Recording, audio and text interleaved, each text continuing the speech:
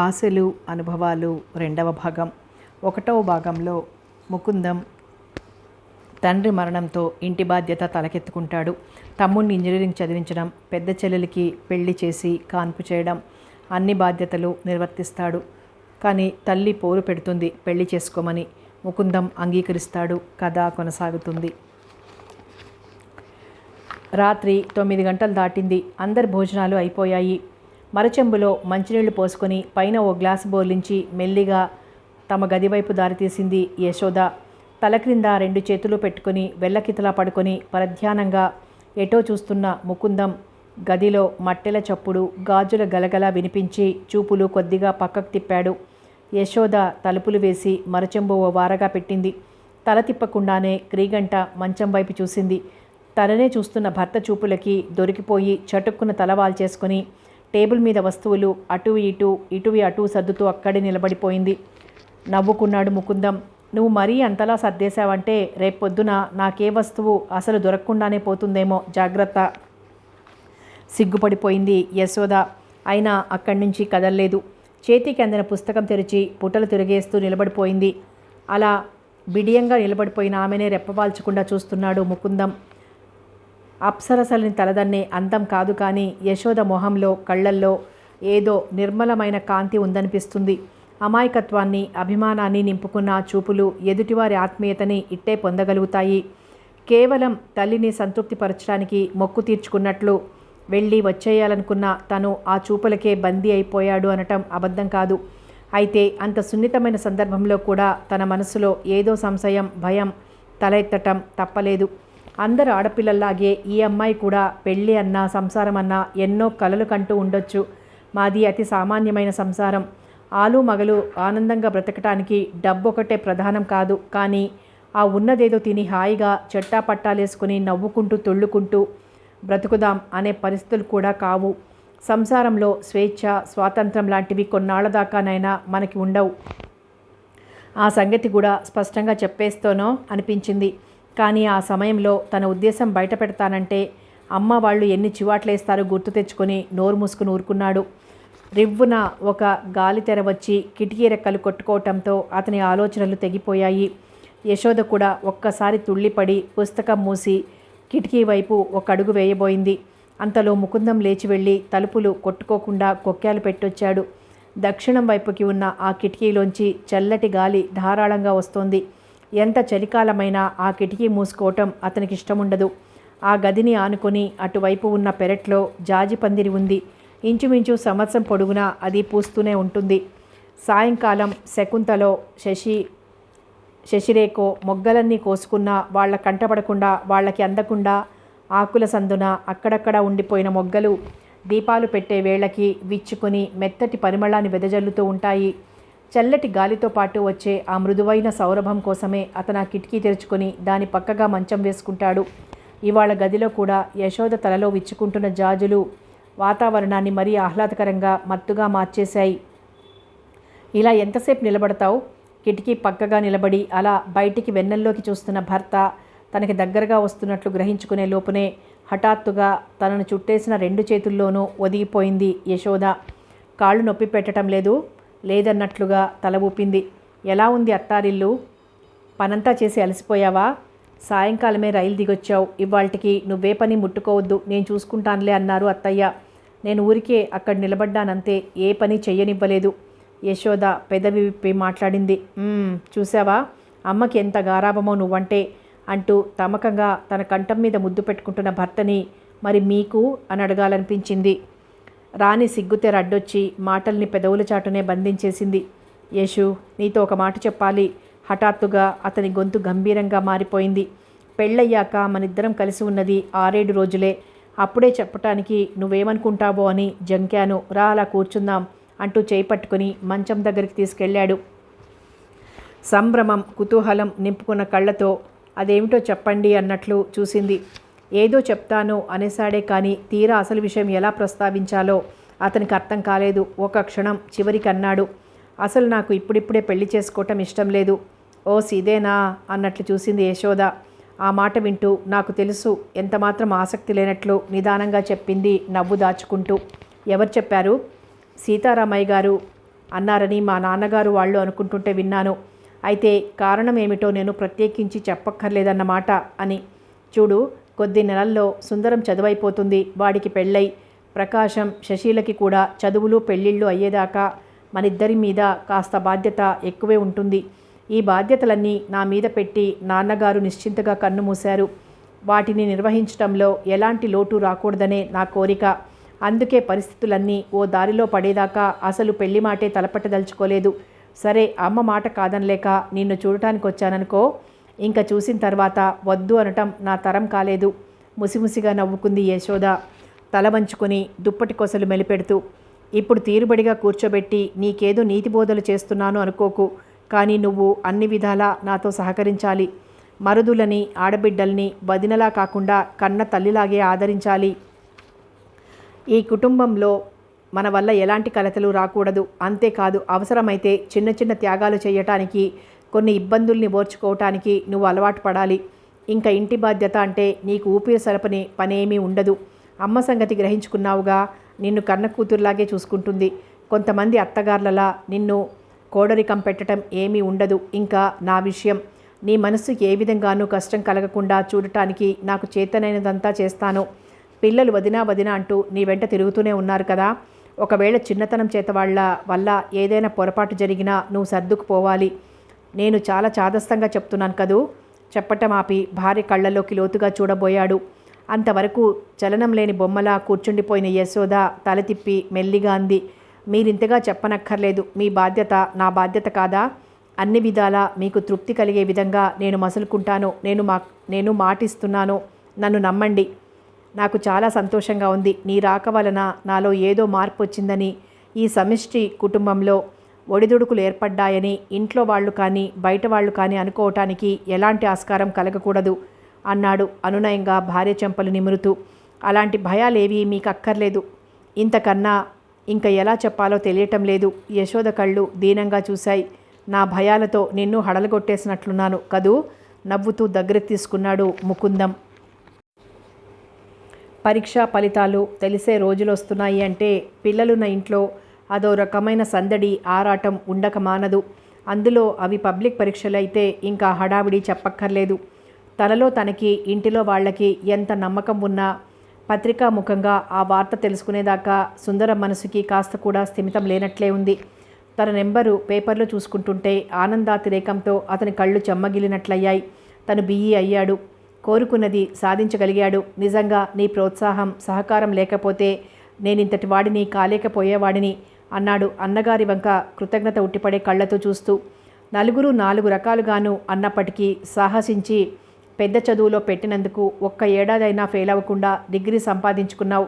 నాకెంత సంతోషంగా ఉందో చెప్పలేను అన్నాడు ముకుందం ఆప్యాయంగా తమ్ముడి భుజం నిమురుతూ.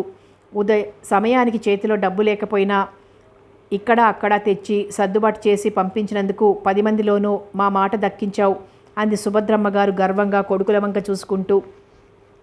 తనతో బాటే ఇంటర్లో క్లాస్ తెచ్చుకొని బిఈ చదవటానికి వచ్చిన శేషగిరి, మురళీలను దృష్టిలో పెట్టుకునే వాళ్ళ మాట అంటున్నారని గ్రహించుకున్నాడు సుందరం. మరి కాస్త శ్రద్ధ పెట్టి వాళ్ళు చదివి ఉంటే వాళ్ళు కూడా ప్రతి ఏడు పాస్ అయ్యే వాళ్లే అనిపించింది. సాయంకాలం వెళ్ళి జగన్నాథం గారికి కనిపించొద్దాం. ఆయనకి నీ నెంబర్ తెలుసనుకో. అయినా మనం వెళ్ళి చెప్తే ఆయన సంతోషిస్తారు, మర్యాదగాను ఉంటుంది. తర్వాత నువ్వు షాప్కి వస్తే విశ్వనాథం గారికి కూడా చెప్పేసి అటునుంచి ఇద్దరం వాళ్ళింటికి వెళ్దాం అన్నాడు ముకుందం. వాళ్ల సందడికి హడావిడికి అసలు సంగతి గ్రహించుకుని సరదాగా ఆ కబుర్లు వింటూ గడప బయటే నిలబడిపోయిన వదిన గారిని చూస్తూ అన్నాడు సుందరం. నేను పాస్ అయ్యాను వదిన. విన్నాను, చాలా సంతోషంగా ఉంది అంది యశోద అభిమానంగా నవ్వుతూ. ఇలా వచ్చి కూర్చోవమ్మా. ఎవరి దగ్గర నీకంత సిగ్గు? నవ్వుతూనే వెక్కిరింతగా అందిసేసి. ఇవాళ నాన్నగారుంటే ఎంత సంతోషించేవారో స్వగతంలో అనుకోబోయి కాస్త పైకే అన్నాడు ముకుందం. అక్కడ ఉన్న అందరి మనసులలోనూ అదే భావం మెదులుతోంది. ఏం చేస్తాం, ఆయనకి ప్రాప్తం లేకపోయింది మరి. ఆ లోటు కనిపించనీయకుండా ఆయన కలల్ని నిజం చేశావు నువ్వు అంది సుభద్రమ్మ గారు చెమర్చిన కళ్ళు పిల్లల కంట పడకుండా ఎటో చూస్తూ. బాగుంది, నేను చేసిందేముంది, తమ్ముడిని ఇంతటి వాడిని చేయగలిగాను అనే సంతోషం, గర్వం ఒక పక్క నుంచి పొంగి వస్తున్నా తన గొప్ప తనే చెప్పుకోవటం ఇష్టం లేనివాడిలా మెల్లగా అన్నాడు ముకుందం. అలా అనకన్నయ్యా, నువ్వు నాకు అవకాశం కల్పించకపోతే ఏదో డిగ్రీ సంపాదించుకొని దాంతో దొరికిన ఉద్యోగంతో సరిపెట్టుకోవాల్సి వచ్చేది. నాతో పాటు ఇంటర్ చదివిన రాజు, సూర్యారావు వాళ్ళని చూస్తుంటే నాకెప్పుడు అలాగే అనిపిస్తూ ఉంటుంది. వాళ్ళకి నాలాగే తెలివితేటలున్నాయి, చదువుకోవాలనే ఆసక్తి ఉంది. అయితేనేం పరిస్థితులు కలిసి రాలేదు. ఇంకేం చేస్తారు, గుమస్తాలుగా స్థిరపడిపోయారు. నిజంగా నీ అభిమానం నేనెప్పుడూ మర్చిపోలేను. సుందరం గొంతు మరీ మెత్తగా ఆర్ద్రంగా మారిపోయింది. సరిపోయిందిలే, నన్ను నువ్వు పొగుడుకుంటూ కూర్చుందాం ఇవాళంతా. లేమ్మా, నాకు వేళైంది వడ్డించు అంటూ లేచాడు ముకుందం. తీయని అనుభూతితో నిండిపోయిన మనస్సు ఎవరి ముందు బయటపడిపోకుండా సహజంగా మాట్లాడేస్తూ. అందరూ లేచి వంటగది వైపు వెళ్తుంటే అన్నయ్య అంటూ ప్రకాశం చిన్నన్నగారిని మెల్లిగా పిలిచాడు. సుందరం వెనక్కి తిరిగి ఏమిటది అన్నట్లు చూశాడు. నేను రొట్టె అడుగుతాను, ఏమీ అనుకోకేం. ఏమిటది? తమ్ముడి ధోరణికి నవ్వొచ్చింది. అయినా అంతగా అనుకునే విషయం ఏముంటుందో అతనికి తోచలేదు. నీ చదువైపోయింది కనుక నీ పెన్ను నాకు ఇయ్యి. నా పెన్నేం బాగా రాయటం లేదు. కాలేజీలో చేరేసరికైనా మంచి పెన్ను లేకపోతే మనసులో మాట కాస్త నసుగుతూనే బయట పెట్టేశాడు. అలాగేలే, కానీ ఒక్క షరతు, నాకు ఉద్యోగం దొరికేదాకా నేను వాడుకోవటానికి ఇస్తుండాలి. మరి నా చేత బాగా పరీక్షలు రాయించిన ఈ పెన్నుతోనే ఉద్యోగాలకి అప్లికేషన్లు పెట్టుకోవాలని. ఎందుకివ్వను? ఎగిరి గంతేశాడు ప్రకాశం. గేటు తెరుచుకొని లోపలికి వస్తున్న ముకుందాన్ని, సుందరాన్ని ఆఫీస్ గది కిటికీలోంచి చూశారు జగన్నాథం గారు.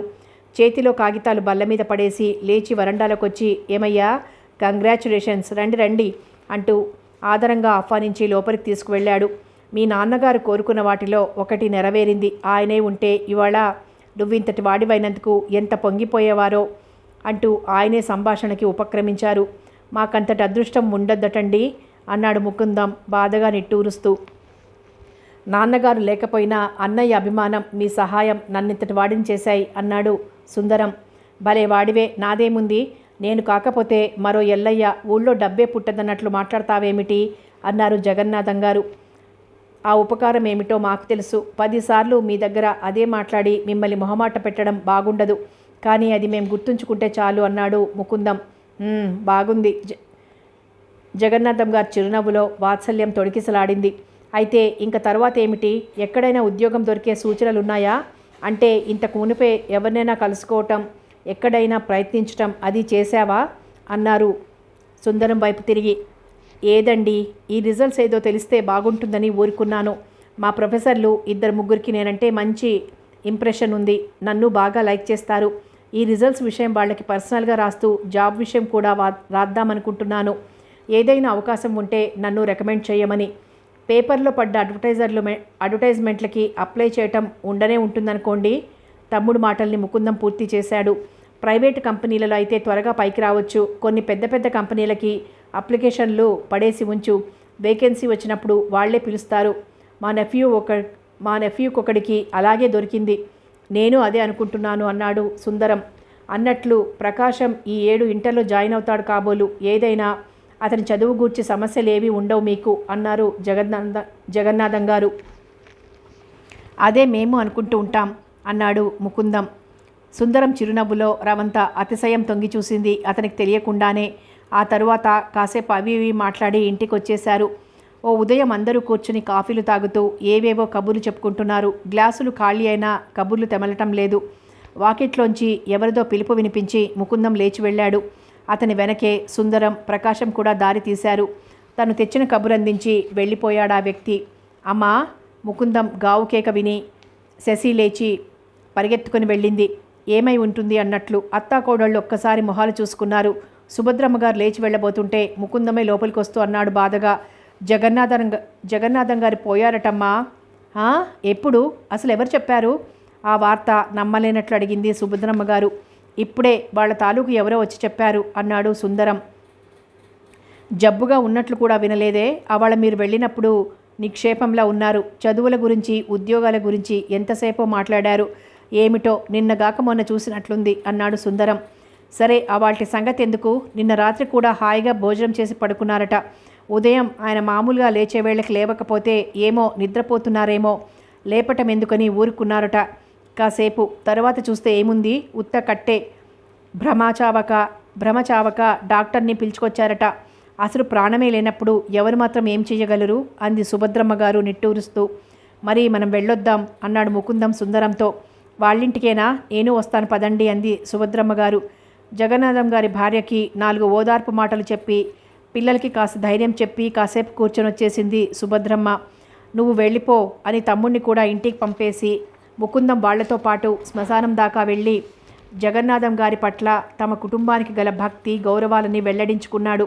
తిరిగి వచ్చి స్నానం అది చేసేసరికి దగ్గర 4 కావచ్చింది. ఉదయం ఎప్పుడో కాఫీ తప్ప మళ్ళీ ఏమీ తీసుకోలేదు. పైగా అంత దూరం వెళ్ళి రావటం అతనికి కళ్ళు తిరిగినట్లుంది. కాళ్ళు తేలిపోతున్నాయి. అయినా ఏమీ తినాలనిపించలేదు. తనతో 10 రోజుల క్రిందట నవ్వుతూ మాట్లాడిన మనిషి ఇవాళ లేడు అనుకుంటుంటే అతనికి ఎలాగో ఉంది. ఈ మానవ జీవితాలు ఎంత బుద్భుతప్రాయమైనవి, ఏ క్షణానికి ఏమొస్తుందో ఎవ్వరికీ తెలియదు అనిపించింది. తండ్రి పోయిన తరువాతనే ముకుందానికి జగన్నాథం గారితో పరిచయం ఎక్కువైంది. మాట సాయం కానీ మరే సాయం కానీ కావలసొచ్చినా చీటికి మాటికి ఆయన దగ్గరికే పరిగెత్తుకు వెళ్ళేవాడు. కొండలా ఆయన అండ ఉంది అన్న భావమే అతనికెంతో ధైర్యాన్ని ఇస్తుండేది. అన్నం తినకుండా కళ్ళు మూసుకుని మంచం మీద పడుకున్న కొడుకు దగ్గరకు వెళ్ళి బొత్తిగా ఏమీ తినకుండా ఉండకూడదు, లేచిరా, తెల్లవారి లేచిన దగ్గర నుండి లోకంలో ఇలాంటివెన్నో జరుగుతుంటాయి. ఎవరు మాత్రం ఏం చెయ్యగలరు? మనకి తెలిసిన మనిషి కాబట్టి అయ్యో అనిపిస్తుంది అంతే అంది సుభద్రమ్మ గారు. ఎటూ కాని వేళ నేను ఇంకేమీ తినలేనమ్మా, ఏకంగా రాత్రికే భోజనం చేస్తా, నన్ను బలవంత పెట్టకు అన్నాడతను అలా పడుకునే. పోనీ కాస్త మజ్జిగైనా తాగు అని చెప్పి వెళ్ళి గ్లాసుతో మజ్జిగ తీసుకొచ్చి ఇచ్చింది. 4 రోజులు గడిచిపోయాక ఓ సాయంకాలం వెళ్ళి జగన్నాథం గారి కొడుకుల్ని కలుసుకుని మాట్లాడొచ్చాడు ముకుందం. మరో వారం కూడా గడిచింది. ప్లీడర్ గారి కర్మకాండ, దానాలు ధర్మాలు అట్టహాసంగా ఖర్చు చేశారు కొడుకులు. వచ్చిన బంధువులంతా వెళ్ళిపోయారు. అన్ని సంగతులు తెలుస్తూనే ఉన్నాయి. వాళ్ళ అబ్బాయి పంపిస్తానన్న కబురు కోసం ఎదురుచూస్తూ మరో 4 రోజులు గడిపాడు ముకుందం. వాళ్ళ ఆఫీస్కి వెళ్ళబోతుంటే జగన్నాథం గారి గుమాస్తా శివరామయ్య వచ్చాడు. ప్లీడర్ గారు మిమ్మల్ని ఒకసారి కనిపించమన్నారు అని చెప్పి వెళ్ళిపోయాడు. ఇప్పుడు ప్లీడర్ గారంటే జగన్నాథం గారి పెద్ద కొడుకు రాజారావు అన్నమాట. సాయంకాలం షాపు నుంచి తిన్నగా అక్కడికే వెళ్ళి అతన్ని కలుసుకున్నాడు ముకుందం. లోపలికి వస్తున్న కొడుకు ముఖంలో దిగులు, ఆందోళన పసిగట్టగలిగిన సుభద్రమ్మ గారు విషయం కూడా ఊహించుకోగలిగింది. అయినా అతను చెప్పేదాకా ప్రశ్నలతో ఊదరగొట్టదలుచుకోలేదు. ముకుందం మౌనంగా బట్టలు మార్చుకుని కాళ్ళు చేతులు కడుక్కొస్తుంటే వంటింట్లోకి వెళ్ళి ఆ కూర నేను తరుగుతాను కానీ ముందు అబ్బాయికి కాఫీ కలుపు అంటూ కోడలి చేతిలో కత్తిపీట తీసుకుంది. స్నేహితురాళ్ళు వస్తే కబుర్లు చెప్తూ వరండాలో ఉంది శశి. ప్రకాశం ఇంట్లో లేడు. ఎక్కడికో వెళ్ళబోతున్న సుందరాన్ని ఇలారా అన్నట్లు సైగ చేసి వంటింటి వైపు దారి తీశాడు ముకుందం. యశోద ఇచ్చిన కాఫీ గ్లాస్ అందుకొని అక్కడే ఓ పీట మీద కూలబడ్డాడు. అన్నగారు ఏం చెప్తాడో వినాలన్న కుతూహలంతో గడప దగ్గర నిలబడిపోయాడు సుందరం. పొద్దుట జగన్నాథం గారు అబ్బాయి కబురు పంపించాడు, తెలుసు కదా అని అతను అంటుంటే, వెళ్ళావా? ముందు కాఫీ తాగు, తర్వాత చెప్దు గాని అంది సుభద్రమ్మ గారు. స్నేహితురాళ్ళని పంపించి లోపలికి రాబోయిన శశి అందరి మొహాలు అతి ముఖ్య విషయం చర్చిస్తున్నట్లుగా ఉండటం గమనించి మెల్లిగా గదిలోకి వెళ్ళిపోయింది. వాళ్ళు ఆస్తి వ్యవహారాలన్నీ పరిష్కారం చేసుకుంటున్నారట. మనం ఇవ్వాల్సిందేదో వెంటనే సర్దుబాటు చేసేస్తేనే బాగుంటుందన్నట్లు చెప్పాడు అని ముకుందం అంటుంటే, ఎంత ఇవ్వాలి అన్నాడు సుందరం. 4,000 పైచిలుకే. సుభద్రమ్మ గారికి ఏమంత ఆశ్చర్యం అనిపించలేదు. కానీ యశోద, సుందరం ఉలిక్కిపడ్డట్లే అయ్యారు. ఇలాంటి వ్యవహారాలు ముకుందం భార్యతో సంప్రదించటం కానీ మాట వరసకి ఆమె చెవిన వెయ్యటం కానీ జరగలేదు ఇంతవరకు. యశోదైనా తనంతట తాను అన్నింట్లోనూ తలదూర్చి జోక్యం కలిగించుకోలేదు. ఇవాళ హఠాత్తుగా తమ పరిస్థితి అర్థమయ్యేసరికి ఎలాగో అనిపించింది. అయినా పెదవి విప్పి ఏ మాట అనలేదు. సుందరం పరిస్థితి అంతకన్నా అయోమయంగా ఉంది. తనకెలాంటి ఇబ్బంది కలగకుండా నెల అన్నగారు డబ్బు పంపిస్తుంటే అందుకుని నిశ్చింతగా ఖర్చు పెట్టుకోవటమే కానీ ఇక్కడ పరిస్థితులు పూర్తిగా అతనికి తెలియవు. ఇంత అప్పు ఉంటుందనే ఊహ కూడా అతనికి ఎప్పుడూ రాలేదు. సమయానికి చేతిలో డబ్బు లేకపోయినా అక్కడ ఇక్కడ తెచ్చి సర్దుబాటు చేసి పంపించినందుకు 10 మందిలో మా మాట దక్కించావు అని వాళ్ళ తల్లి అన్న మాటలు గుర్తుకొచ్చాయి. నేను కాకపోతే మరో ఎల్లయ్య ఊళ్ళో మరి డబ్బే పుట్టదన్నట్లు మాట్లాడతారేమిటి అని జగన్నాథం గారు అనటం గుర్తు చేసుకున్నాడు. అతనికి పరిస్థితి అంతా అర్థమైపోయింది. బాగా ఉన్నవాళ్ళం కాదు అని తెలుసుకుని మన పరిస్థితి ఏమిటో పూర్తిగా గ్రహించుకోలేకపోయాను. నా చదువుకి 4,000 అప్పయింది అనుకుంటుంటే నాకెంత బాధగా సిగ్గుగా ఉందో. అపరాధిలా తలవంచుకున్న తమ్ముడిని చూస్తూ అనునయంగా అన్నాడు ముకుందం. నయమే, ఈ అప్పంతా నీ చదువు కోసమే చేశారనుకుంటున్నావా? అదేం కాదు. ఇంట్లో ఎన్నో ఖర్చులకి అవసరం వచ్చినప్పుడల్లా ఆయన దగ్గర తీసుకుంటుండేవాడిని. శకుంతల పెళ్లికి పొలం అమ్మినా డబ్బు తక్కువ పడింది. ఆ తర్వాత పండుగలని, వేడుకలని, సీమంతమని, బాలసారే అని ఏవేవో ఖర్చులొచ్చాయి, మనకేవో ఇబ్బందులున్నాయని అన్ని సరదాలు మానుకొని ఆడపిల్లని చిన్నబుచ్చలేం కదా మరి. సరే, పొలం ఒకటి బాగు చేయించాం, అక్కడికి ఆయన వడ్డీ ఏమీ లేకుండానే ఇచ్చేవాడు అంది సుభద్రమ్మ గారు. అదే ఇప్పుడు నాన్నగారు పోయిన కొత్తలో తీసుకున్న డబ్బు 2 ఏళ్లలో తీర్చేశాననుకో. ఇప్పుడు తీసుకోవటమే కానీ తీర్చటం కనిపించటం లేదు. ఏదో ఇంత వడ్డీ, అది కూడా అనుకుంటే బాగుంటుంది అన్నాను ఓసారి ఆయనతో. అందుకు ఆయన ఎంతమాత్రం ఒప్పుకోలేదు. ఇబ్బంది వచ్చినప్పుడు తీసుకుంటున్నావు, రేపు చేతిలో ఉన్నప్పుడు ఇచ్చేస్తావు. ఈ భాగ్యానికి నీ దగ్గర వడ్డీలు చక్రవడ్డీలు వసూలు చేయమంటావా అనేవారు. అంతేకాదు, ఏనాడు నోటు పత్రం లాంటివేవీ రాయించుకోలేదు. డైరీలో రాసుకునేవాడు గుర్తుగా, అంతే. నాన్నగారి మీద ఆయనకుండే అభిమానం వలన మన కుటుంబానికి ఏదో ఆ మాత్రం సాయం చేశారాయన. కొడుకులకి కూడా ఆ అభిప్రాయమే ఎందుకుంటుంది? పెత్తనం వీళ్ళ చేతిలోకి రాగానే డబ్బు ఇమ్మని కూర్చున్నారన్నమాట అన్నాడు సుందరం కాస్త ఉడుకుమొత్తనంగా. మన అవసరాలు, నిస్సహాయత ఒక్కొక్కసారి ఎదుటివారిలో తప్పులెంచాలని చూస్తుంది. సుందరం ఆ పనే చేస్తుంటే ముకుందం మెత్తగా మందలించాడు. అలా అనుకోవటం ఎందుకు? వాళ్ళకేం ఖర్చులున్నాయో అతను అడిగినందుకు నేనేమీ అనుకోవటం లేదు, కానీ ఎలా తీర్చటమా అని ఆలోచిస్తున్నాను. పోనీ మీ విశ్వనాథం గారు ఇస్తారేమో, అప్పుడెప్పుడో అన్నారన్నావుగా. ఆశగా కొడుకు ముఖంలోకి చూసింది సుభద్రమ్మ. 50 100 అయితే ఇచ్చి ఓ నెలో 2 నెలలో ఆగుతారు, కానీ వేలకు వేలు అప్పిచ్చి సంవత్సరాల తరబడి ఆగటం వాళ్ళకి వీలు కాదమ్మా. వాళ్ళు చేసే వ్యాపారంలో అంత పెద్ద మొత్తానికి ఎంత విలువ ఉంటుందో, అది పెట్టుబడిలో పెడితే ఎంత లాభం వస్తుందో నాకు తెలుసు. ఒక్కొక్కసారి వాళ్ళకే చటుక్కున అవసరం పడితే ఏ బ్యాంకు నుంచో తెచ్చుకొని మళ్ళీ తీర్చేస్తూ ఉంటారు. ఇంకా అన్నీ తెలిసి కూడా ఆయన అడగాలంటే నాకు నోరు రాదు. అది న్యాయం కూడా కాదు. మరేం చేద్దామంటావు? నాకేమీ తోచటం లేదు. సుందరం, నువ్వు కూడా ఆలోచించు. పెద్దవాడివయ్యావు, పరిస్థితులన్నీ నీకు కూడా తెలిస్తే బాగుంటుంది అన్న ఉద్దేశంతోనే నిన్ను పిలిచాను. చేయటానికి ఇంకో మార్గం ఏముంది? మళ్ళీ ఎంతో కొంత పొలం అమ్మేయాలి అంది సుభద్రమ్మ గారు ఎటో చూస్తూ. అదే నా బాధ. నేను సంపాదించుకోవటం మాట అటుంచి నాన్నగారు కష్టపడి సంపాదించింది కూడా నిలుపుకోలేకపోతున్నాం. దీనంగా చూశాడు ముకుందం. పెత్తనం చేస్తానంటూ తయారై కాస్త ఆస్తి కరగబెట్టడమే తన చేతుల మీదుగా జరుగుతోందని అతని మనసు విలవిల్లాడిపోతోంది. గత్యంతరం లేనప్పుడు ఎవరు మాత్రం ఏం చేయగలరు? చేతిలో ఉన్ననాడు దుబారా చేయకుండా ఆస్తులు అవి ఏర్పరచుకున్నాం. ఈనాడు అవసరంలో అవి మనల్ని ఆదుకుంటున్నాయి అనుకుందాం. అయినా చదువులకి, శుభకార్యాలకి, ఇంటి అవసరాలకి ఖర్చయిందే కానీ మీరెవరూ అల్లరి చిల్లరగా తిరిగి డబ్బు పాడు చేయలేదు. అదొక్కటే నాకు తృప్తి. మనసు ఎలాగో అయిపోతున్నా పైకి మాత్రం ధైర్యంగానే మాట్లాడింది సుభద్రమ్మ గారు. చివరికి అదే నిర్ణయం మీద నిలబడ్డారంతా. ఇంట్లో వాళ్ళ మొహాలు చూడాలంటేనే ఎలాగో ఉంది సుందరానికి. ఈ పంపించిన అప్లికేషన్లన్నీ ఏ గంగలో కలిసిపోయాయి? ఒక్కడి దగ్గర నుంచి సమాధానం రాలేదేమిటి అని తనలో తనే విసుక్కుంటుండేవాడు. పైకి చెప్పుకోకపోయినా అతని బాధ అందరికీ అర్థమైపోయింది. ఇంకా ప్రశ్నలు వేసి విసిగించి అతన్ని చిన్నబుచ్చటం ఇష్టం లేక సుభద్రమ్మ గారు, ముకుందం అతన్ని ప్రయత్నాల గురించి తరచి అడగటం మానేశారు. చివరికి అతని నిరీక్షణ ఫలించింది. మద్రాసు నుంచి ఓ ప్రైవేట్ కంపెనీ నుంచి ఇంటర్వ్యూకి పిలిపొచ్చింది. ఇంటర్వ్యూ వస్తే ఉద్యోగం వచ్చినట్లేనా ఏమిటి? ఇలాంటి ఖర్చులు ఇంకా ఎంతవ్వాలో అనుకుంటూ బట్టలు సర్దుకుంటున్న అతనికి ధైర్యం చెప్పి రైలెక్కించాడు ముకుందం. సుందరం తిరిగొచ్చిన 20 రోజులకే ఉద్యోగంలో చేరమంటూ ఆర్డర్ చేతికొచ్చింది. అతను పరీక్ష పాస్ అయినప్పటికంటే మిన్నగా అందరి మొహాలు కళకళలాడాయి. మరిదిగారు పెద్ద ఉద్యోగస్తులై మమ్మల్ందరినీ మర్చిపోతారేమో అంటూ యశోద కూడా కాస్త చొరవ చేసి హాస్యమాడింది. అలాగే చూస్తూ ఉండు అని సమాధానం చెప్పాడు సుందరం కనుబొమలెగరేస్తూ. నీ సంపాదనలో వదినకో మంచి బహుమతి కొని పోని ప్రకాశం సలహా ఇచ్చాడు. బహుమతులు అవి చెల్లెళ్లకే ఇచ్చుకొని నన్ను కాస్త గుర్తుంచుకుంటే చాలు అంది యశోద ఊరుకోకుండా. అదిగో అలా వేరు చేసి మాట్లాడితే నాకు కోపం వస్తుంది. చెల్లాయిలొకటి నువ్వొకటి కాదు, నాకు అంతా సమానమే. కయ్యానికి సిద్ధమయ్యాడు సుందరం. తను పరాయి చోటు నుంచి వచ్చింది కదా, ఆ సంగతి మర్చిపోలేకుండా ఉంది పాపం అంటూ ముకుందం భార్యను ఉడికించాడు. యశోద ఏదో అనబోతుంటే, ఇదిగో ఇప్పుడంటే అన్నావు కానీ మరెప్పుడు ఆ మాట అనకు. యశోద గుణం నీకంటే నాకే బాగా తెలుసు అని కోడల్ని వెనకేసుకొచ్చింది సుభద్రమ్మ గారు. ఓయబ్బా, కోడలి మీద ఈగ కూడా వాలనివ్వదు మా అమ్మ, వెక్కిరించింది శశి. అంతా సరదాగా నవ్వుకున్నారు. 1 నెల గడిచింది. తమ్ముడి సంపాదనలోంచి పంపించిన డబ్బు మొదటిసారిగా అందుకుంటుంటే ముకుందం చేతులు వణికాయి. ఆనందాతిరేకంతో కళ్ళు చెమర్చాయి. నా భారం పంచుకోవటానికి తమ్ముడు చేతికి అందొచ్చాడు. ఇంకేం పర్వాలేదనిపించింది. తను ఇన్నాళ్ల నుండి ఉద్యోగం చేస్తూనే ఉన్నాడు. అయినా ఏం సంపాదనో ఏం ఖర్చులో 1వ తారీఖున జీతం అందుకుంటే 20వ తారీఖు రాకుండానే జేబులు ఖాళీ అయిపోతున్నాయి. అదేమిటో మరి.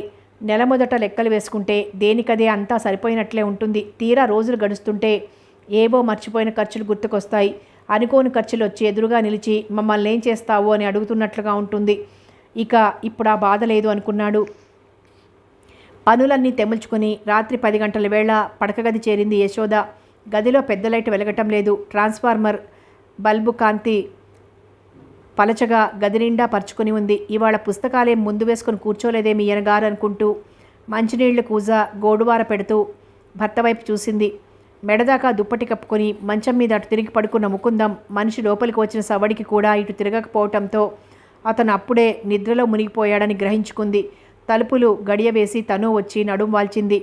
రేపు కాస్త తెల్లవారేదాకా పడుకోవచ్చు, హడావిడేం లేదనుకుంటూ దుప్పటి కంఠం దాకా లాక్కుంది. ఇప్పటికి 15 రోజులకి పైగా, అంటే సుందరం పెళ్లికి ముహూర్తం పెట్టిన దగ్గర నుంచి యశోద ఊపిరి సలపని పనులతో ఉక్కిరి బిక్కిరి అయిపోతోంది. క్షణం తీరిక లేదు, కరువు తీరా నిద్ర లేదు. లగ్నం రేపనగా అంతా ఆడపెళ్లివారి ఊరికి తరలి వెళ్లారు. మళ్ళీ 3వ నాటికి పెళ్లి కూతురుతో సహా తిరిగొచ్చారు. బంధువులంతా అట్నుంచే వెళ్ళిపోతారేమో అనుకుంది యశోద. కానీ ఇక్కడి నుంచి ప్రత్యేకంగా కుదుర్చుకుని వెళ్ళిన బస్సు ఉండటం వలనో ఏమో మళ్ళీ అంతా ఇక్కడికే వచ్చారు. 2 రోజులు అన్ని వేడుకలు అయ్యాక ఒక్కొక్కరే పెట్టెలు సర్దుకొని తిరుగు ప్రయాణం అయ్యారు. ఈ ఉదయం వచ్చిన వాళ్ళంతా వెళ్ళిపోయినట్లే. మధ్యాహ్నం బండిలో పెళ్లి కూతురు ఆమెతో వచ్చిన బంధువులు వెళ్ళిపోయారు. అక్కడ 3 నిద్రలకి పెళ్లి కొడుకు అతని వెంట శకుంతల, శశి కూడా వెళ్ళారు. ఇంకా ఇంట్లో మిగిలిన మనుషులు నలుగురే. కానీ సర్దుకోవలసిన పనులు మాత్రం చాలానే ఉన్నాయి. అవన్నీ సవరించుకునేసరికి వేళయింది. అలా ఉంటూనే ఉంటాయి, రేపు చూసుకుందాంలే, ఇంక వెళ్ళి పడుకో అని కోడలికి చెప్పి అరగంట క్రిందటే తన గదివైపు వెళ్ళిపోయింది సుభద్రమ్మ గారు. పాపం ఆవిడ అలసిపోయింది. అయిపోయిందంటూనే మరి కాసేపు అవి ఇవి సర్ది స్టోరు గది వంటగది గడియపెట్టొచ్చింది యశోద.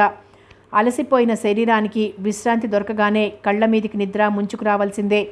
అసలు విశ్రాంతి దొరకగానే అనేమిటి, ఆ హడావిడి రోజులలో ఎలా కూర్చున్నది అలాగే ఆ గోడను ఆనుకుని కాసేపు కళ్ళు మూసుకొని నిద్రపోతే బాగుండును అనిపించిన సందర్భాలు కూడా ఉండేవి. అలాంటిది ఇవాళ ఇంత తీరుబడిగా పక్క మీద పడుకుని వెచ్చగా దుప్పటి కప్పుకున్నా కళ్ళు మూతపడటం లేదు. కావాలని మూసుకున్న కళ్ళు మంటలు పుడుతున్నాయే కానీ నిద్ర మాత్రం రావటం లేదు. ఇన్నాళ్ళు మనసులో రగులుకున్న ఆలోచనలు, సంఘటనలు అన్నీ కలిసికట్టుగా గుర్తుకొచ్చి మనసుని చిరాకు పెట్టేస్తున్నాయి. తను రమణి ఒక్క ఇంటి కోడళ్లే, కానీ జరుగుబాటులో మాత్రం చాలా వ్యత్యాసం ఉంది. అసలు ఆ అమ్మాయి మొదటి నుంచి అదృష్టవంతురాలే అనుకుంది.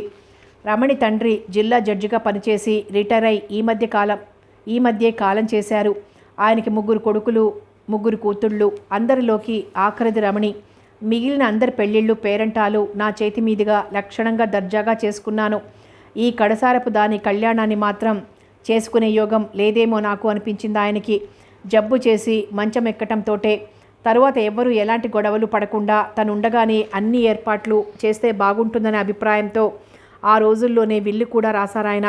అన్నదమ్ములు కట్నం ఇవ్వటానికి వెనుకాడి ఏ నాసిరకం సంబంధమో తెస్తారేమోననే ఉద్దేశంతో రమణి పెళ్లి ఖర్చులకి ప్రత్యేకంగా కొంత డబ్బు రాశారు. తమ వాటాల్లోంచి తీసి ఖర్చు పెట్టాల్సిన అవసరం లేకపోవటం వలన కట్న కానుకలకి వెనక తీయకుండా పెద్ద సంబంధాలే వెతికారు రమణ అన్నగారులు. ఏ కారణం వల్ల అయితేనే అది కలిసి రాలేదు. చెప్పుకోదగిన ఆస్తిపాస్తులు లేని సుందరం వాళ్ల దృష్టిలో పడటం కాస్త చిత్రంగానే జరిగింది. రమణి పినతండ్రి సుబ్బారావు గారు సుందరం పనిచేసే కంపెనీలో ఓ పెద్ద పనిలో ఉన్నారు. తన చేతి కింద పనిచేసే ఇంజనీరు చాకులాంటి కుర్రాడు. సుందరం మీద అనుకోకుండానే ఆయన దృష్టి పడి ఓ ప్రత్యేకమైన అభిప్రాయం ఏర్పడిపోయింది. కులం, గోత్రం అన్నీ అనుకూలంగానే ఉన్నాయి. ఆస్తి అంతగా లేకపోయినా పిల్లవాడు తెలివైనవాడు, చేతిలో విద్య ఉంది, పైకి రాగల అవకాశాలున్నాయి, బుద్ధిమంతుడు, చూడటానికి బాగుంటాడనిపించి రమణి అన్నగారులకి ఉత్తరం రాశాడు. తల్లికి కాస్త గునుపుగానే ఉన్న పినతండ్రి మాట కాదనలేక పెళ్లి రాయబారాలు జరిపించారు.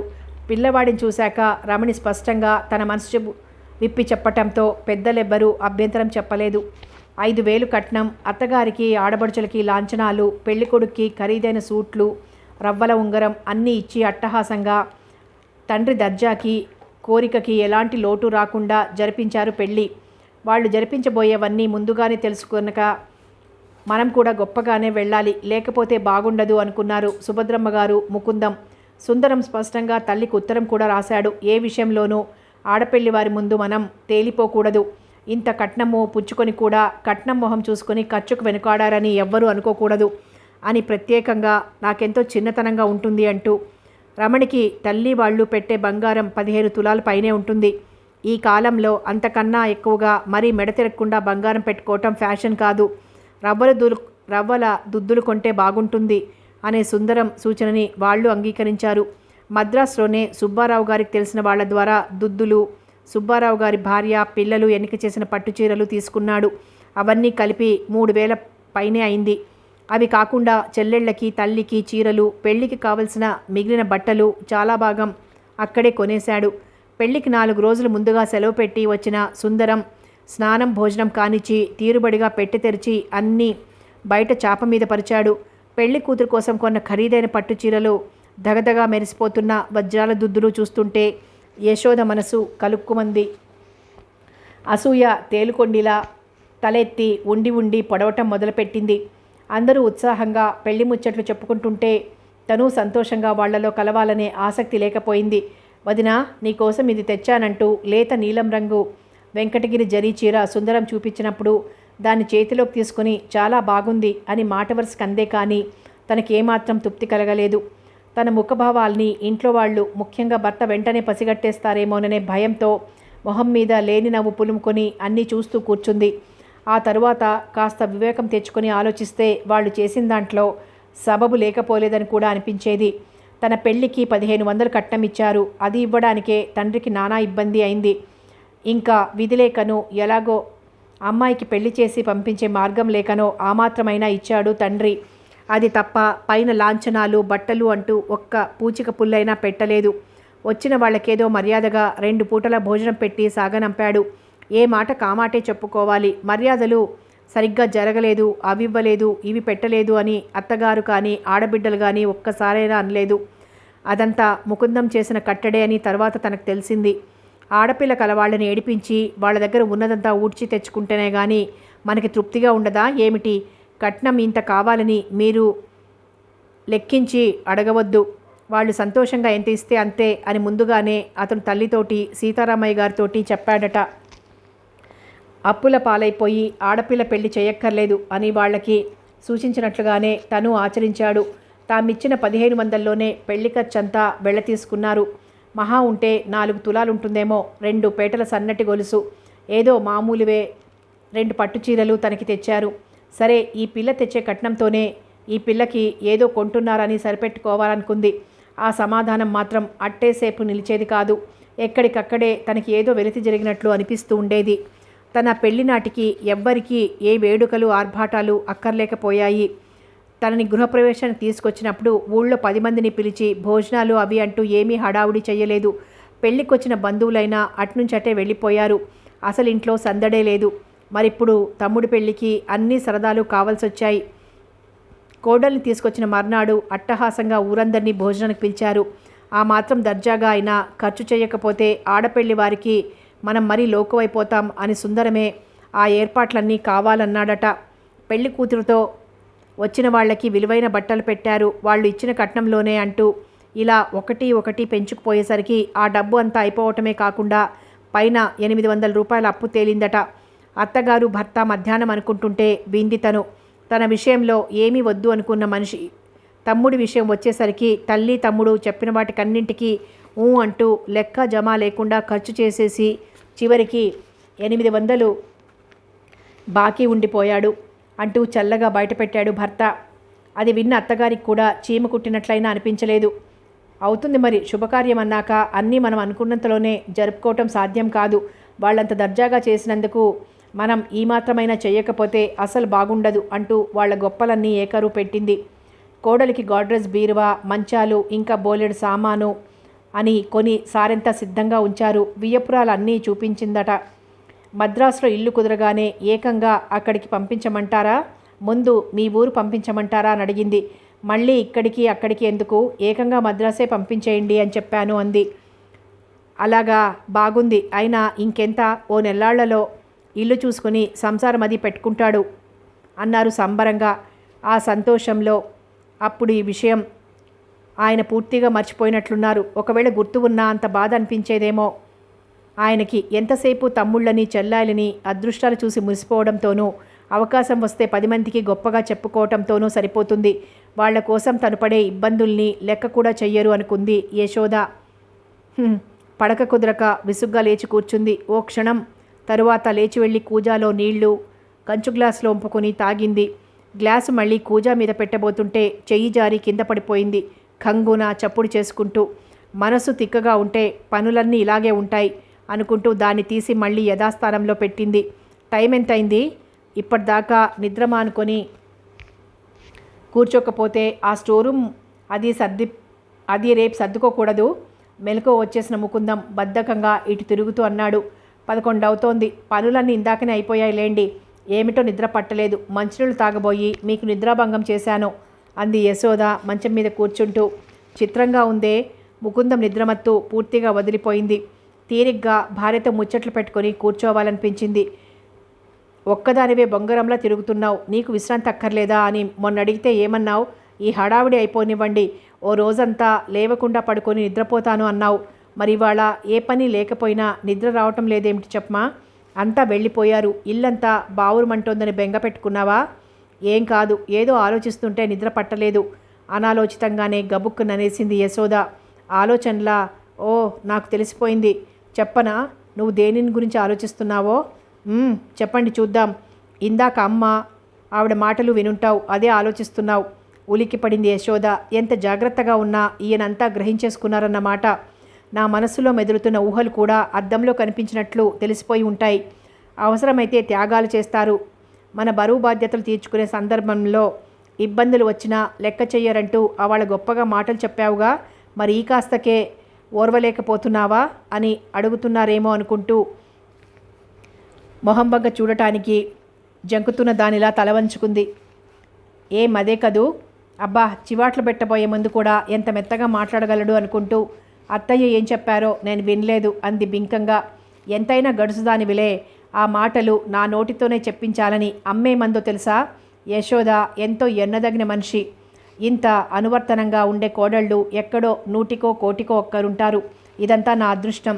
ఒక్క నిమిషమైనా విశ్రాంతి అనేది లేకపోయినా, ఎక్కడా విసుగనేది లేకుండా పనులన్నీ చక్కబెట్టుకుంటుంటే మన వాళ్ళంతా కూడా ఎంతో మురిసిపోయారు అంటూ నేను తెగ పొగిడేసింది. అన్నీ నువ్వు వినే ఉంటావులే. యశోద చేతిగాజులు సవరిస్తూ చెప్తున్న వాడల్లా సంతోషంగా చేపట్టుకుని దగ్గరకు లాక్కున్నాడు. సాయంకాలం అత్తగారు భర్త మళ్ళీ కబురు చెప్పుకుంటూ కూర్చోవటం తను చూసింది. ఇంకా పనేముంది, మళ్ళీ చిన్న కోడలి గొప్పలే అనుకుంది అక్కసుగా. కానీ ఆవిడ చెప్పింది ఇదా? యశోద కళ్ళల్లో నీళ్లు తిరిగాయి. తన మనసు ఎంత సంకుచితమైనదని, అర్థం లేని ఆలోచనలతో తలంతా వేడెక్కించేసుకుంటోందని, గుండెల నిండా అసూయ పేరబెట్టుకుంటోందని తెలియక వాళ్ళంతా తనని గురించి ఏవేవో మంచి అభిప్రాయాలు ఏర్పరచుకుని తెగ పొగిడేస్తున్నారు. నిజంగా తన మనసులో మెదులుతున్న ఊహలు ఒక్కసారైనా ఎవరి ముందైనా బయటపెట్టడం జరిగి ఉంటే, అమ్మో, తను మళ్ళీ తలెత్తి ఇంట్లో వాళ్ళ మొహం చూడగలిగేదా? వీళ్ళకేదో గొప్పగా జరిగాయని నువ్వేమైనా బాధపడతావేమో అనుకున్నాను. అలాంటివేమీ లేకుండా నవ్వుతూ తిరిగే నిన్ను చూసి నేనెంతో మురిసిపోతున్నాను. అక్షరాల నా ఆశయాలకు తగిన అర్ధాంగివి దొరికావు. నాకెంతో గర్వంగా ఉంది. ఇదిగో ఇటు చూడు. గడ్డం పట్టి ఆమె మొహం తన వైపుకి తిప్పుకుంటూ తెచ్చిపెట్టుకున్న అమాయకత్వంతో అడిగాడు. నేను పిచ్చివాడిలా మనసు విప్పి అంతా నీ ముందు వెళ్ళబోసుకుంటున్నాను. మరి ఇది అలుసుగా తీసుకుని ఇక నుంచి నెత్తికెక్కి కూర్చోకేం? యశోద తడికళ్ళు చిరునవ్వుతో మిలమిలా మెరిశాయి. అయితే అది కేవలం అతన్ని సంతృప్తిపరచడానికి తెచ్చిపెట్టుకున్న నవ్వు కాదు. కొన్నాళ్లుగా పేరుకుపోయిన మాలిన్యం, అసూయ కరిగిపోయి నిర్మలమైన అంతరంగంలోంచి పొంగుకు వచ్చిన స్వచ్ఛమైన చిరునవ్వది. మానవ ప్రకృతి ఏమిటో చిత్ర విచిత్రాలుగా ఉంటుంది. తను పడిన శ్రమకి తగిన ప్రతిఫలం దొరికినప్పుడు ఆ వ్యక్తికి తన శ్రమ, కష్టం కాస్త కూడా గుర్తుండవు. తనకు జరిగిన అన్యాయం, తను చేసిన త్యాగం కూడా లెక్క చెయ్యదు. అంతేకాదు, ఆ ప్రతిఫలం పెద్ద విలువైంది కానక్కర్లేదు. వస్తువులు, వాహనాలు, నగలు, నాణ్యాలు ఏదీ కానక్కర్లేదు. కేవలం ఒక చల్లని మాట, తన శ్రమకి గుర్తింపుగా ఒక చిన్న ప్రశంస, అంతే. మనిషి పొంగిపోతాడు. ఇప్పుడు యశోద విషయంలో కూడా అచ్చంగా అదే జరిగింది. పన్నీటి జల్లు లాంటి భర్త ప్రశంసా వాక్యాలు, అత్తగారి నుంచి మాటలు ఆమె హృదయంలో ఏర్పడిన వెలితిని పూడ్చివేశాయి, సంతృప్తిని నింపివేశాయి. ఇప్పుడు ఏం జరిగిందని నేనింత గొడవ చేసుకున్నాను? ఎప్పటి పరిస్థితి అప్పటిది, ఎప్పటి వీలు అప్పటిది. ఆ మాత్రం ఆలోచన లేకుండా ఇదైపోయాను. అని తనంతానే నిందించుకుంది. ఇంకెప్పుడు ఇలాంటి బలహీనత నాలో తలెత్తనివ్వను అని దృఢంగా సంకల్పించుకుంది. ఆ తరువాత నిర్మలమైన మనసుతో మెల్లిగా నిద్రలోకి జారిపోయింది. చిన్నన్నయ్య ఉత్తరం రాశాడు. తను వదిన వస్తున్నారట అంటూ లోపలికి నడిచాడు ప్రకాశం అన్నగారు రాసిన కార్డు చేత్తో పట్టుకొని. వంటగది సవరించుకుంటున్న సుభద్రమ్మ గారికి చిన్నన్నయ్య వాళ్ళు వచ్చారు అన్నట్లు వినిపించింది.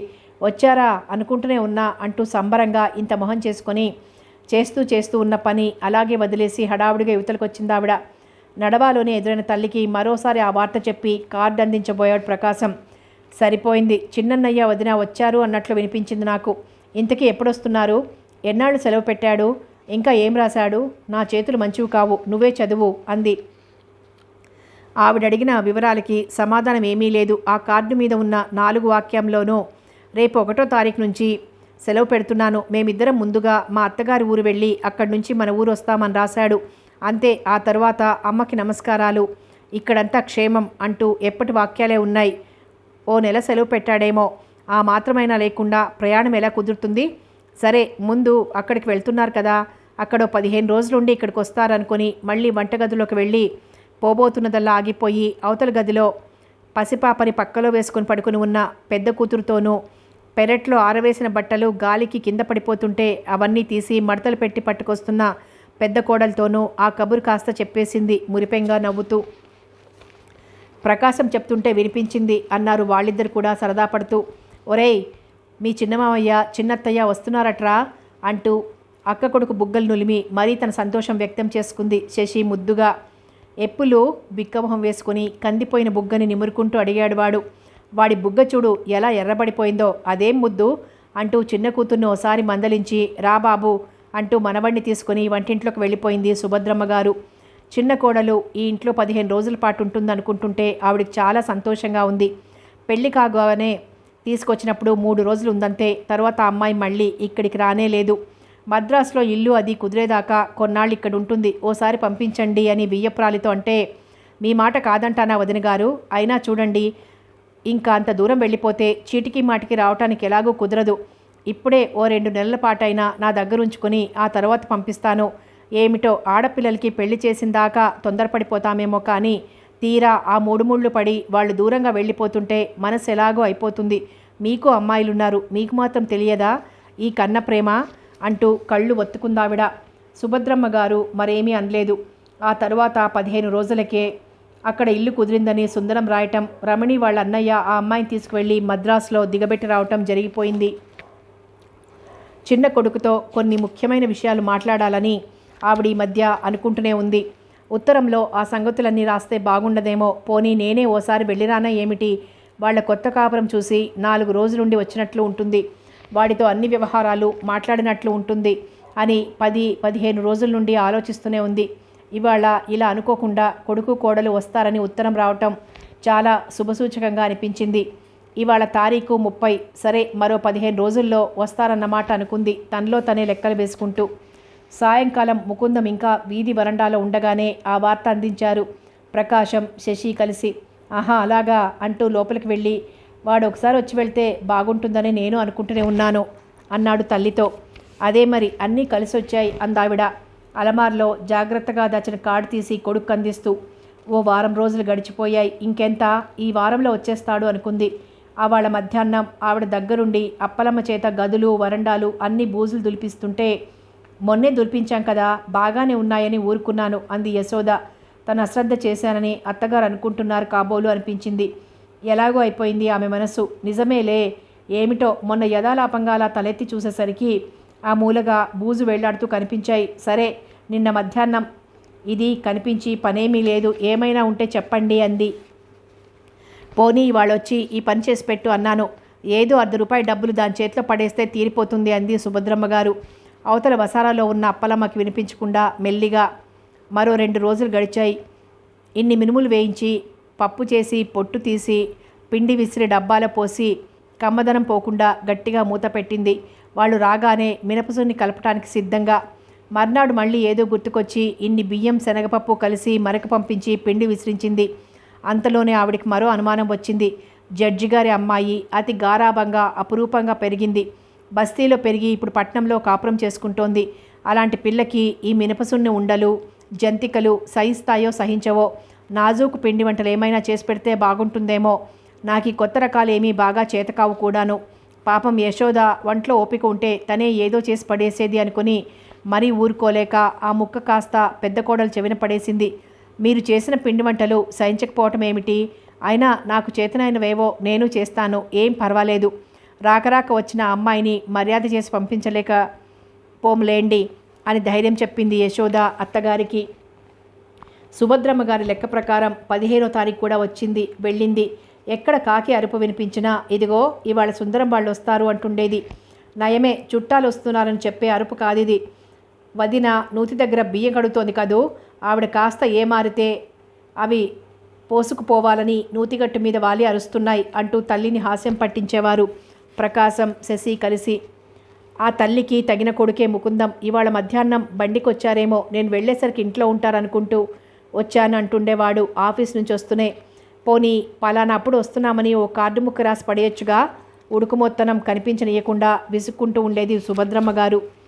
పెళ్ళి అయిన తర్వాత ఆ అన్నయ్య మళ్ళీ ఇదే వెళ్ళటం. కొత్తల్లుడు కదూ, మప్పితంగా పిండి వంటలు అవి చేసి తినిపిస్తున్నారేమో. అవన్నీ తిన్న ఆయాసంలో మనకి ఉత్తరం రాయాలన్న గుర్తు కూడా లేకపోయింది అబ్బాయి గారికి అనేది శకుంతల వెక్కిరింతగా. కథ కొనసాగుతుంది.